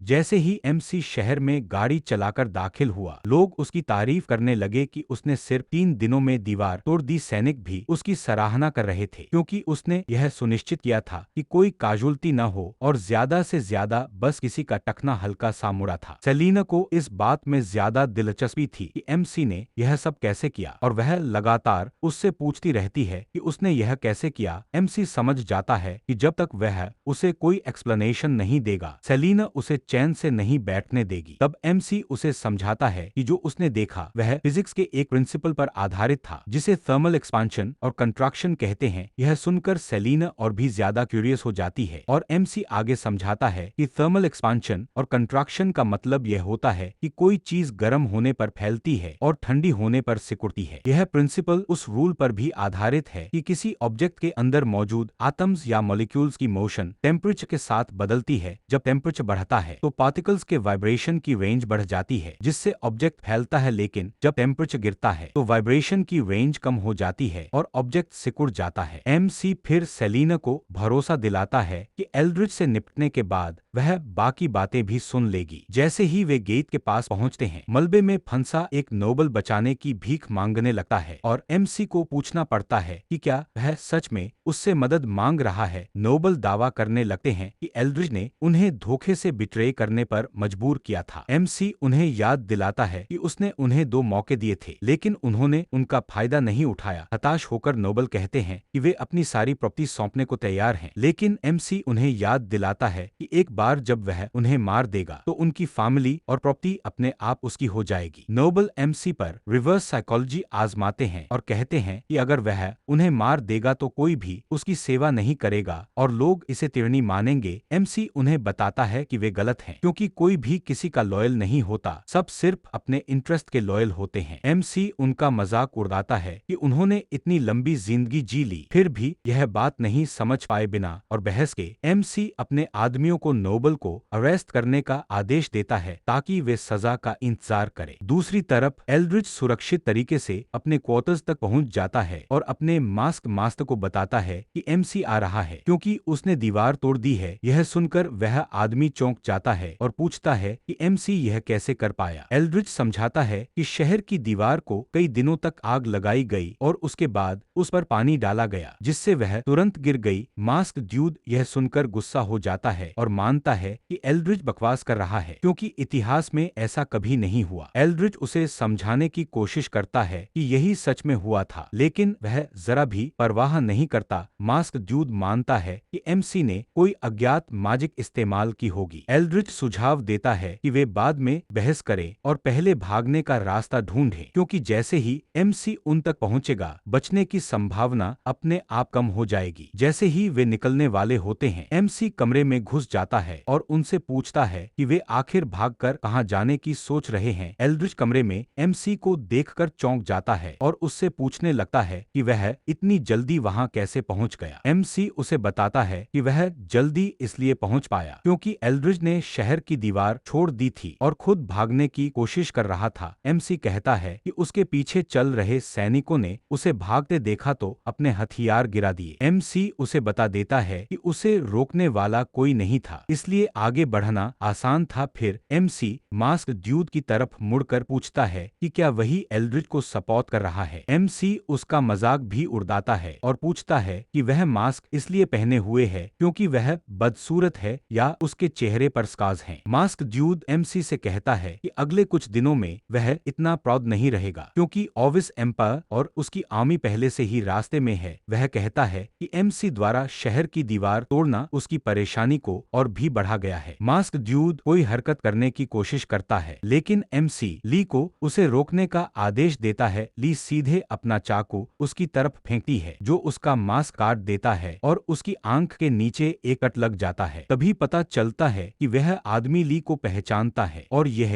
एहसास उसके चेहरे पर ठंडक सी दौड़ा देता है। फिर वह आदमी पहले से दिखाया हुआ स्क्रोल एक्टिवेट करता है और एल्ड्रिच के साथ गायब हो जाता है। ली समय पर उन्हें न रोक पाने के लिए माफी मांगती है लेकिन एमसी उसे बताता है कि उसे खुद को दोष देने की जरूरत नहीं है क्योंकि उसे पहले से अंदाजा था कि उनके पास भागने का कोई तरीका होगा। लेकिन वह परेशान है क्योंकि उसे नहीं पता कि एल्ड्रिच के साथ काम करने वाला वह आदमी आखिर है कौन। ली एमसी को बताती है कि वह उस आदमी को जानती है। वह समझाती है कि उसका नाम एमसी एडविन है और वह कभी ग्रांड ड्यूक का सबऑर्डिनेट हुआ करता था। बाद में उसने एमसी के पिता से बिट्रे किया और ड्यूक सॉरिन के पक्ष में चला गया। जब एमसी उसका नाम नाम सुनता है तो उसे शक होता है कि क्या वह एड्रियन से जुड़ा हुआ है। ली बताती है कि वह सही है क्योंकि एमसी शुरू में एडविन फैमिली का लीडर था, लेकिन वह ड्यूक के आइडिया से सहमत नहीं था और खुद ही एनिमी के साथ चला गया। थोड़ी देर बाद सेलिना कमरे में आती है और एमसी से पूछती है कि इन्वेडिंग ऑविस आर्मी के बारे में वे क्या करने वाले हैं। सेलिना कहती है कि अगर शहर के सारे मेजेस भी मिलकर दीवार को रिपेयर करने की कोशिश करें तब भी यह काफी नहीं होगा। एमसी सेलिना से कहता है कि उसे चिंता करने की जरूरत नहीं है क्योंकि वह हमेशा किसी न किसी तरह प्रॉब्लम का सलूशन निकाल लेता है। सब कुछ सेटल होने के बाद एमसी लोगों को एड्रेस करने का फैसला करता है, लेकिन सेलिना सोचती है कि वह ऐसा क्या कहेगा जिससे लोग पैनिक में न आ जाए। एमसी मेगाफोन उठाता है और सबका ध्यान खींचकर बताता है कि ऑविस एम्पायर की आर्मी उनकी तरफ मार्च कर रही है। वह उन्हें बताता है कि आर्मी कुछ ही दिनों में शहर में पहुंच जाएगी। यह सुनते ही लोगों के दिलों में डर बैठ जाता है। सेलिना को लगता है कि एमसी पागल हो गया है क्योंकि उसने हालात और बिगाड़ दिए हैं। लोग पैनिक करने लगते हैं और सवाल करते हैं कि जब हाल ही में उन पर हमला हुआ था तो आर्मी फिर से क्यों आ रही है। कुछ लोग मानते हैं कि अपनी कीमती चीजें समेटकर भाग जाना ही सही रास्ता है। वहीं कुछ लोग शहर छोड़ना नहीं चाहते क्योंकि एमसी के अंदर यह शहर प्रॉस्परस रहा है। सेलिना एमसी को डांटते हुए कहती है कि उसे इन्वेडिंग आर्मी के बारे में लोगों को नहीं बताना चाहिए था। एमसी उससे पूछता है कि उसने क्यों नहीं बताना चाहिए था और सेलिना जवाब देती है कि ऐसे हालात में लोग इंस्टिंक्टिवली आर्मी से प्रोटेक्शन की उम्मीद करते हैं। सेलिना कहती है कि सिटीजन्स को मिलिट्री ट्रेनिंग नहीं मिली है, इसलिए खतरे के सामने काम रहना उनके लिए मुश्किल होता है। एमसी फिर सेलिना से कहता है कि वह इस पूरी सिचुएशन के बारे में एक बात समझ नहीं रही है। वह उसे बताने लगता है कि इस हालात में काम रहने की उम्मीद सिर्फ कमांडर से की जाती है, दूसरी तरफ सोल्जर से काम रहने की सबसे कम उम्मीद होती है। सेलिना को एमसी की बात समझ नहीं आती और तभी एमसी एम्पायर द्वारा भेजा गया चैलेंज लेटर निकालता है ताकि पूरा शहर उसे देख सके। एमसी उस लेटर को जोर से पढ़ता है जिसमें लिखा होता है कि सिटीजन्स बेवकूफ हैं और अपने घरों की रक्षा नहीं कर सकते। एमसी आगे जोड़ता है कि एम्पायर पहले ही उन्हें कावद मान चुका है जो अपने लीडर को छोड़कर भाग जाएंगे। जैसे ही लोग यह सुनते हैं वे गुस्से से भर जाते हैं क्योंकि वे एम्पायर के हाथों लगातार सफरिंग झेल चुके हैं। एमसी आगे कहता है कि एम्पायर ने उन्हें कावद और फूल कहकर बहुत बड़ी गलती की है। लोग जोर से जवाब देते हैं और एमसी का सपोर्ट करते हुए कहते हैं कि वे लड़कर जवाब देंगे। एमसी उनके जज्बे से प्रभावित होता है और उन्हें भरोसा दिलाता है कि वह ऑविस एम्पायर को बाहर खदेड़ने में उनकी अगुवाई करेगा। उसी रात बाद में ली एमसी के चेम्बर्स में आती है और उसे चाय पीने और थोड़ा रेस्ट करने के लिए कहती है। एमसी ली से कहता है कि रेस्ट की कोई गुंजाइश नहीं है क्योंकि एनिमी आर्मी के शहर के दरवाजे तक पहुंचने से पहले उन्हें कोई सलूशन ढूंढना होगा। अगर वे ऐसा नहीं कर पाए तो पूरा शहर ऑविस एम्पायर के कब्जे में चला जाएगा। ली उससे दोपहर में दिए गए स्पीच के बारे में पूछती है तो एमसी कहता है कि उसे उसकी चिंता करने की जरूरत नहीं है क्योंकि वह सिर्फ एक लाई था। एमसी बताता है कि उसने यह सब लोगों को स्टेबिलाइज करने के लिए कहा था। ली फिर भी मानती है कि यह काफी नहीं है और वह एमसी से कहती है कि वह उसके साथ शहर छोड़ दे ताकि वह डेंजर में न रहे। एमसी ली को बताता है कि उसे चिंता करने की जरूरत नहीं है क्योंकि उसने पहले ही मालकम और सेलिना को आदेश दे दिया है कि बच्चों, बुजुर्गों और महिलाओं को ऑर्डरली तरीके से शहर से बाहर इवैक्यूएट कर दिया जाए। एमसी की नजर एक खास किताब पर जाती है जो डार्क ग्रीन डिवाइन ऑयल के बारे में है और वह ली से इसके बारे में पूछता है। ली को इसके बारे में ज्यादा जानकारी नहीं होती, लेकिन उसने सुना है कि यह जलने वाली चीज है। वह कहती है कि यह विचेस के रिचुअल्स में इस्तेमाल होने वाला मटेरियल है। दूसरी तरफ पेट्रोलियम का रंग काफी रिच होता है जो deep red, golden, dark green, black, brown और ट्रांसपेरेंट तक हो सकता है। पेट्रोलियम का रंग असल में उसमें मौजूद गम और आस्फल्टीन की मात्रा पर निर्भर करता है। जितनी ज्यादा मात्रा उतना गहरा रंग। यह जानने के बाद एमसी और क्यूरियस हो जाता है और ली से कहता है कि उसे तुरंत उस ऑयल के पास ले चले क्योंकि रिपोर्ट के अनुसार वह वेयरहाउस में स्टोर्ड है। वे जल्दी से वेयरहाउस पहुंचते हैं और एमसी सोल्जर्स को डार्क ग्रीन डिवाइन ऑयल ढूंढने का आदेश देता है, लेकिन वह उन्हें चेतावनी देता है कि उसके आसपास ओपन फ्लेम फ्लेम का इस्तेमाल न करे। एमसी वेयरहाउस में चारों तरफ देखता है और समझ जाता है कि वहाँ हर जगह पैसा ही पैसा है। ये वही पैसा है जिसे एल्ड्रिच ने सालों में एम्बेजल किया था और एमसी चाहता है कि क्राइसिस खत्म होते ही इस पैसे का इस्तेमाल लोगों की भलाई के लिए किया जाए। कुछ मिनटों की खोज के बाद सोल्जर्स को ऑयल मिल जाता है और एमसी तेजी से उसे देखने पहुंचता है। वह बारल खोलता है और उसके चेहरे पर मुस्कान आ जाती है क्योंकि उसे एहसास होता है कि अब शहर के पास आखिरकार एक मौका है।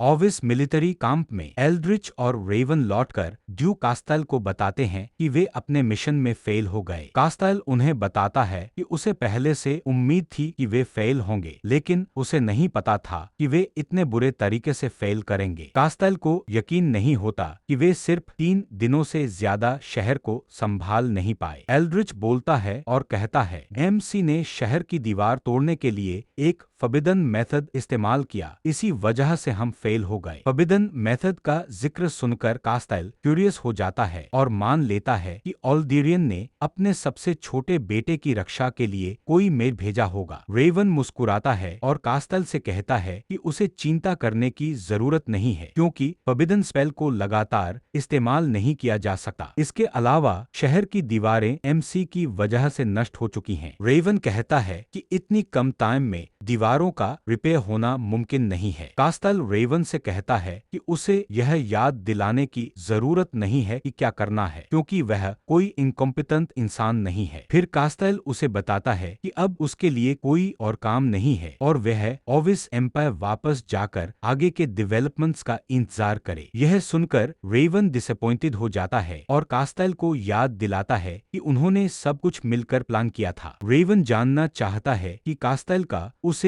एम्पायर वापस भेजने का क्या मतलब है और कास्टेल साफ कर देता है कि उसे बाहर निकाल दिया गया है। कास्टेल उसके तरफ एक स्क्रोल फेंकता है और जब रेवन उसे खोलता है तो उसे पता चलता है कि वह उसका अरेस्ट वारंट है। इससे पहले कि वह कुछ कर पाए, कास्टेल अपने आदमियों को उसे पकड़ने का आदेश दे देता है। रेवन को ले जाने के बाद कास्टेल एल्ड्रिच की तरफ मुड़ता है और उससे पूछता है कि उसका क्या अंजाम होना चाहिए। एल्ड्रिच घुटनों पर गिर जाता है और जिंदगी की भीख मांगता है। वह कहता है कि उसे एक सीक्रेट पता है जिसकी मदद से ऑविस एम्पायर को और आगे बढ़ाया जा सकता है। इस सीक्रेट का जिक्र कास्टेल की दिलचस्पी बढ़ा देता है और वह उसे सुनने के लिए बेचैन हो जाता है। ट्यूरन सिटी के मेन हॉल में एमसी की बड़ी बहन प्रिसिलिया को एमसी का एक लेटर मिलता है जिसे ली ने लिखा था। प्रिसिलिया अपने भाई का लेटर देखकर मुस्कुराती है, लेकिन जैसे ही वह लेटर खोलकर उसका कंटेंट पढ़ती है वह पूरी तरह गुस्से में आ जाती है। वह अपनी मेड ग्वेन से कहती है कि सीजर के भाई वेलस को बुलाया जाए। उसी पल वेलस कमरे में आ जाता है और प्रिसिलिया बिना समय गंवाए उस पर रिबेलियन की साजिश रचने का आरोप लगा देती है, लेकिन वेलस बहस करता है कि यह झूठ है क्योंकि वह ऐसा कभी नहीं कर सकता। प्रिसिलिया गुस्से में लेटर उसकी तरफ फेंकती है और कहती है कि वह खुद डिटेल्स कंफर्म कर ले। लेटर में ली ने प्रिसिलिया को वेज के बारे में लिखा था क्योंकि उसका भाई एक रेबल है। लेटर पढ़ लेने के बाद प्रिसिलिया उससे पूछती है कि क्या उसके पास अपने बचाव में कुछ कहने को है। डरते हुए वेज बताता है कि सीजर ने जो किया उसका हल्क फैमिली से कोई लेना देना नहीं है क्योंकि वह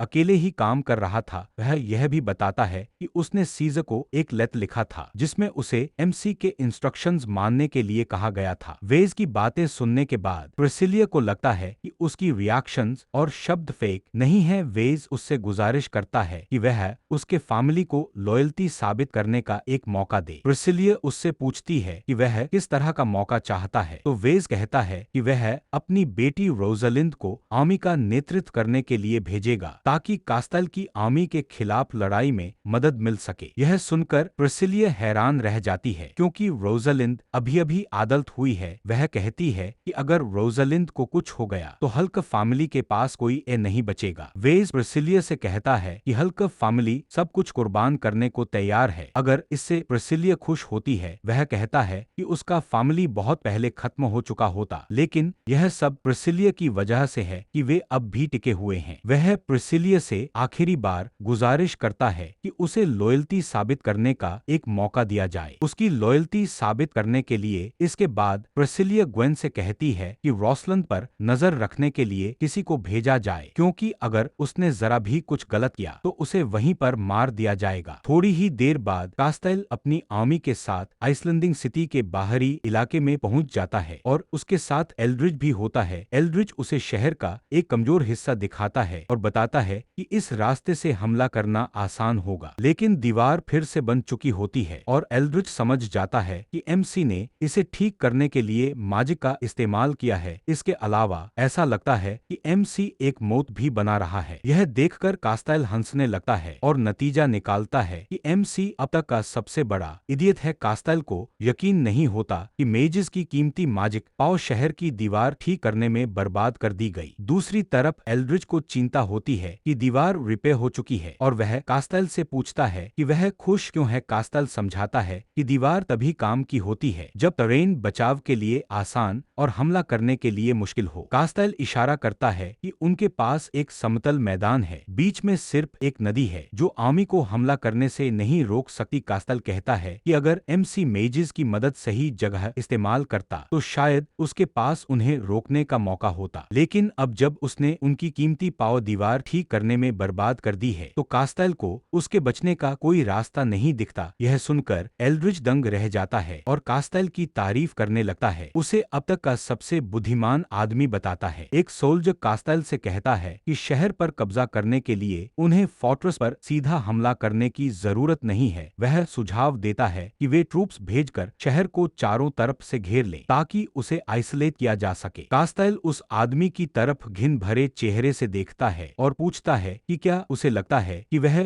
फोर्ट्रेस जीत नहीं सकता। वह सोल्जर तुरंत घुटनों पर गिर जाता है और कहता है कि कास्टाइल ने उसे गलत समझा है। वह बताता है कि वह सिर्फ ऐसा सलूशन देना चाहता था जिससे कैजुअल्टीज कम हो, क्योंकि वे सीज कर रहे हैं। कास्टाइल कहता है कि युद्ध में मरना नॉर्मल बात है। इसके अलावा जो ज्यादातर सोल्जर्स वे लाए हैं वे न्यूबीज हैं, इसलिए यह शहर उनकी स्किल्स टेस्ट करने के लिए अच्छा मौका होगा। कास्टाइल अपने आदमियों को अपने साथ चलने के लिए कहता है ताकि वे एमसी को दिखा सकें कि वह किसके खिलाफ खड़ा है, इस उम्मीद में कि शायद एमसी हार मान ले। इसी दौरान एमसी अपने चेम्बर्स में सिस्टम द्वारा दिए गए क्वेस्ट को देख रहा होता है जिसमें उससे हाई एट्रीब्यूट्स वाले 5 कैरेक्टर्स को नर्चर करने के लिए कहा गया था। एमसी को यकीन नहीं होता कि यह टास्क आधे महीने से ज्यादा समय से पड़ा है और उसे अब तक कोई सलूशन नहीं मिला। तभी ली कमरे में आकर बताती है कि कास्टाइल और उसका मजिशियन शहर के बाहर उससे मिलना चाहते हैं। एमसी उठकर कास्टाइल से मिलने जाता है और कास्टाइल उसे सवेंद करने का मौका देने की बात कहता है। जब वह अपनी डिमांड्स गिनाने में लगा होता है, एमसी बस अपने एक आदमी की तरफ मुड़कर पूछता है कि क्या सामने खड़ा यह बेवकूफ ऑविस का ग्रांड ड्यूक है। यह सुनकर सोल्जर्स जोर जोर से हंसने लगते हैं और ली कंफर्म करती है कि वही कास्टाइल है। कास्टाइल यह सुनकर आगबूला हो जाता है और उसे यकीन नहीं होता कि उसका इतना अपमान हुआ है। कास्टाइल कहता है कि जब भी उसकी मुलाकात एमसी के पिता से होती थी तब भी वह उसे कुछ रिस्पेक्ट देते थे। एमसी उसकी बकवास को नजरअंदाज करता है और सीधे पूछता है कि वह आखिर चाहता क्या है। कास्टाइल चिल्लाकर कहता है कि वह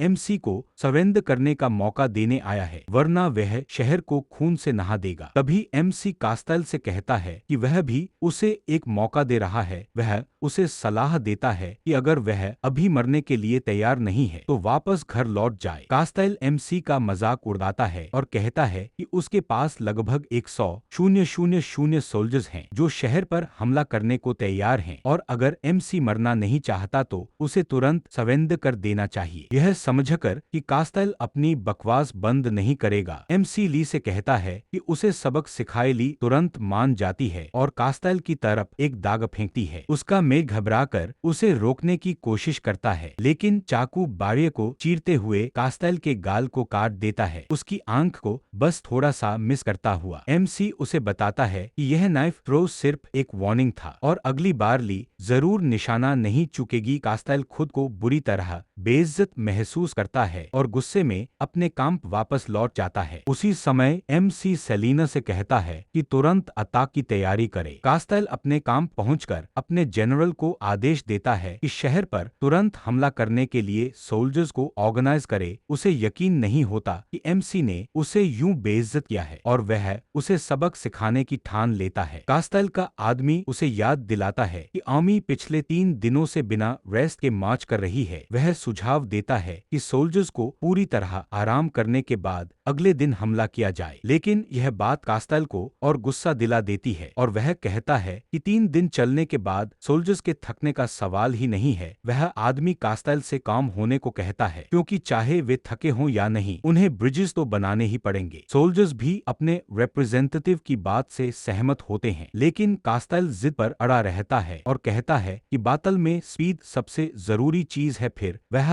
आदेश जारी करता है कि वे तुरंत शहर पर हमला करेंगे। बार्क्स में सोल्जर्स आराम कर रहे होते हैं और मजे कर रहे होते हैं, यह सोचकर कि शाम को उन्हें अच्छा खाना मिलेगा, लेकिन जैसे ही कमांड आकर उन्हें शहर पर अटैक के लिए असेंबल होने को कहता है, उनकी सारी उम्मीद टूट जाती है। यह सुनकर वे हैरान हो जाते हैं और बताते हैं कि वे पिछले कई दिनों से बिना आराम के चल रहे हैं। उनका मानना होता है कि बातल से पहले उन्हें भरपेट खाना मिलना चाहिए, लेकिन कमांड उन्हें शिकायत बंद करने को कहता है और याद दिलाता है कि सोल्जर्स होने के नाते आदेश मानना उनका फर्ज है। कुछ ही पलों बाद सोल्जर्स शहर की दीवार की तरफ दौड़ने लगते हैं और एमसी का कमांड उससे पूछता है कि इन्वेडिंग आर्मी पर कब आरोस चलाने हैं। एमसी अपने सोल्जर्स से पूछता है कि क्या उनमें से किसी ने पहले एम्पायर के खिलाफ लड़ाई लड़ी है, और उनमें से एक हाँ कहता है। एमसी उससे पूछता है कि सामने की ट्रूप्स इतनी थकी हुई और भूखी क्यों दिख रही हैं। वह आदमी बताता है कि उसके अनुभव के हिसाब से सामने जो सोल्जर्स हैं वे नए रिक्रूट्स लगते हैं, इसके अलावा वे भूखे भी दिखाई दे रहे हैं, और यह बात एमसी को चौंका देती है। उसे हैरानी होती है कि कास्टाइल अपने आदमियों को खाना तक नहीं खिला रहा। वह आदमी फिर एमसी को बताता है कि कास्टाइल ने शायद इन न्यूबीज को कानन फौदर की तरह इस्तेमाल किया है। वे असल में वहां सिर्फ शहर की डिफेंस को कमजोर करने के लिए, बस मरने के लिए। यह सुनकर एमसी गुस्से में आ जाता है और पूछने पर मजबूर हो जाता है कि कास्टाइल ऐसा क्यों करेगा। सोल्जर एमसी को बताता है कि बहुत कम नोबल्स ऐसे होते हैं जो अपने लोगों की परवाह करते हैं, जैसे एमसी और उसके पिता करते हैं। एमसी यह जानकर और भड़क जाता है कि कास्टाइल इतना घटिया इंसान है और वह फैसला करता है कि अब वह बिल्कुल भी रोक कर नहीं चलेगा। एमसी के आदमी उसे बताते हैं कि उनके पास रिक्रूट्स को मारने के लिए काफी आरोज हैं और उससे पूछते हैं कि वह कब हमला करने वाला है, लेकिन एमसी सबको चौंका देता है जब वह कहता है कि अभी कोई मूव नहीं करेगा। जैसे ही सोल्जर्स पास आते हैं, एमसी सेलिना से कहता है कि सारे विज़र्ड से कोल्ड विंड का इस्तेमाल करवाए। सेलिना वैसा ही करती है और कास्टाइल मुस्कुरा देता है, यह मानते हुए कि एमसी सिर्फ एक इडियट है। उसका कमांडर उससे पूछता है कि वह ऐसा क्यों कह रहा है, तो कास्टाइल बताता है कि उसने जानबूझकर नए रिक्रूट्स भेजे थे ताकि एमसी अपने आरोज खत्म कर दे, लेकिन एमसी ने इसके बजाय अपने मैजिशियंस की पावर बर्बाद कर दी। कास्टाइल अपने कमांडर से कहता है कि जैसे ही एमसी अपने मेजिस की ताकत खत्म कर लेगा, वह मैजिशियंस और कावलरी को भेजकर शहर पर हमला कर देगा। कास्टाइल के आदमी हंसने लगते हैं और कहते हैं कि वह सच में बहुत चालाक आदमी है, क्योंकि अब शहर पर कब्जा करना बहुत आसान होने वाला है। कास्टाइल अपने मन में पहले ही एमसी को कैदी बनाते हुए देख रहा होता है। जब रिक्रूट्स ऊपर आसमान में मैजिक का असर देखते हैं तो वे डर के मारे भागने लगते हैं, लेकिन जैसे ही सेलिना की मैजिक का असर खत्म होता है, कमांडर सोल्जर्स को डांटता है और उन्हें फिर से हथियार उठाकर दोबारा चार्ज करने को कहता है। सेलिना एमसी से पूछती है कि क्या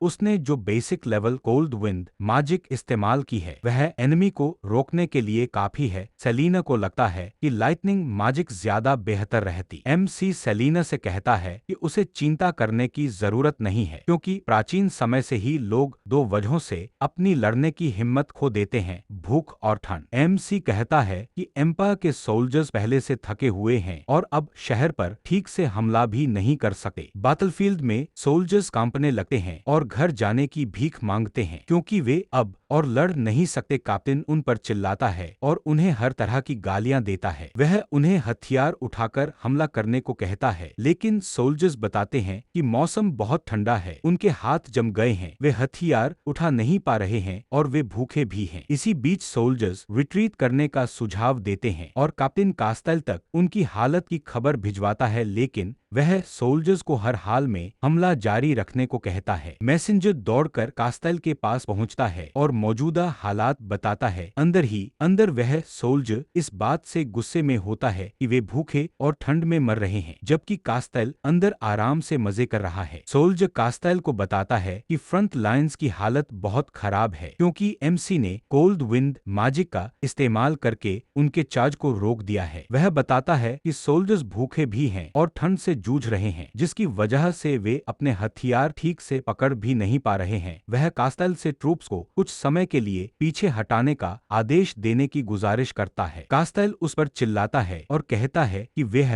और बाकी लोग कावर्ड्स हैं जो ऑविस एम्पायर के नोबल सोल्जर्स कहलाने लायक नहीं हैं। सोल्जर समझाने की कोशिश करता है कि वे कावर्ड्स नहीं हैं, बस भूख की वजह से उनमें ताकत नहीं बची है। कास्टेल गुस्से में आदेश देता है कि उस सोल्जर को मार दिया जाए क्योंकि उसने उससे बहस करने की हिम्मत की। इसके बाद कास्टेल ऐलान करता है कि वह खुद हमला लीड करेगा। उसका जनरल उसे समझाने की कोशिश करता है कि उसे अपनी जान जोखिम में डालने की जरूरत नहीं है क्योंकि वे सब अपनी जान कुर्बान करने के लिए मौजूद हैं। कास्टेल कहता है कि वह उनकी लॉयल्टी पर सवाल नहीं उठा रहा, बल्कि वह उन्हें दिखाना चाहता है कि वह कितना बड़ा जीनियस है। कास्टेल अपने घोड़े पर चढ़ता है और खुद चार्ज लीड करने निकल पड़ता है। वह अपने मेजेस को आदेश देता है कि नदी पर एक ब्रिज बनाया जाए ताकि आर्मी बिना रुके आगे बढ़ सके। ब्रिज बनते ही कास्टेल अपने आदमियों को चार्ज करने का आदेश देता है और वादा करता है कि जो कोई एमसी को जिंदा पकड़ेगा उसे इनाम मिलेगा। जैसे ही सोल्जर्स दीवार की तरफ दौड़ते हैं, एमसी के आदमी उसे चार्जिंग आर्मी के बारे में बताते हैं। एमसी ली से कहता है कि जिन चीजों की उन्होंने प्लानिंग की थी उन्हें मौत में डालने का आदेश दे। इसके अलावा मौत के दोनों तरफ के सारे पासेजेस बंद कर दिए जाए। ली आदेश को मान लेती है और सोल्जर्स तैयार की गई पाइप के जरिए ऑयल डालना शुरू कर देते हैं। चार्जिंग सोल्जर्स को जरा भी अंदाजा नहीं होता कि जिस नदी को वे पार करने की कोशिश कर रहे हैं उसमें ऑयल बहाया जा रहा है।